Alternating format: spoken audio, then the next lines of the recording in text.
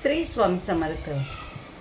नवरात्रीत छोटे उपाय आहेत ते आपण जर केले तर निश्चितच खूपच फायदा होणार आहे। छोटे छोटे उपाय आपण आता रोजच वेगवेगळ्या व्हिडिओमध्ये बघणार आहोत, पण मात्र उपाय नक्की करा।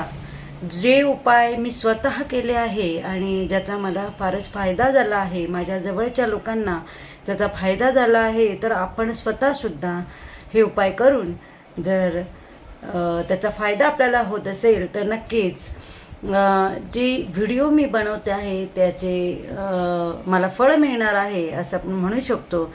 यामध्ये पहिला उपाय आहे तो उपाय आहे की आपण नवरात्रीच्या प्रत्येक दिवशी कुलस्वामिनीला, देवीला, घटाला एक गुलाब पुष्प हे अर्पण करायचं आहे।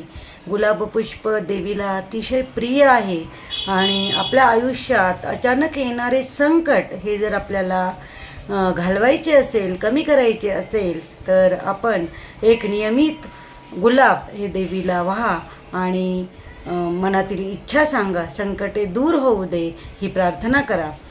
त्याबरोबरच आपण एक लवंग आणि कापूर हे रोज 9 दिवस जर संध्याकाळच्या वेळेला जाळलं तर नकारात्मक ऊर्जा ही दूर होणार आहे।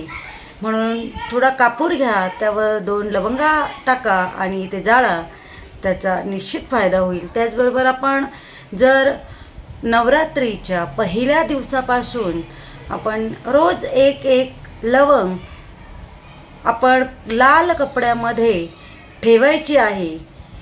जर आज पहिला दिवस आहे तर आज 1 लवंग, उद्या दुसरा दिवस आहे तर 2 लवंग, अशा चढत्या क्रमाने आपण त्या लाल कपड्यामध्ये लवंगा ठेवायच्या आहेत आणि दसऱ्याच्या दिवशी आपण हे कापड आणि ह्या लवंगा ह्या देवी मंदिरामध्ये आपण वाहून द्यायच्या आहे, कपड्यासहित दान करायचे आहे, अर्पण करायचे आहे।